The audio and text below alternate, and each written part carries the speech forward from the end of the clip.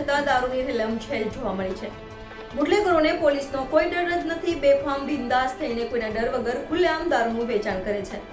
સાથે સાથે ત્યાં લોકોને પીવા માટે ઝૂંપડું બાંધીને વ્યવસ્થા પણ કરવામાં આવી છે. સુરતના મૈદરપુરા પોલીસ સ્ટેશન હદ વિસ્તારની અંદર સુમુલ ડેરી રોડ પાસે લાલિયા નરેશ અને તેનો ભાઈ હરીશ ખુલ્લેઆમ દારૂનું વેચાણ કરતા જોવા મળી રહ્યા છે અને દારૂના અડ્ડાનો વિડીયો પણ વાયરલ થયો છે. NN news Surat. દર્શક મિત્રો, તમારી આસપાસ બની રહેલી અવનવી ઘટનાઓ વિશે જાણવા માટે NN ન્યૂઝને લાઇક કરો, શેર કરો, સબસ્ક્રાઇબ કરો અને બેલ આઇકન પ્રેસ કરો, જેથી આપને નોટિફિકેશન્સ મળતી રહે.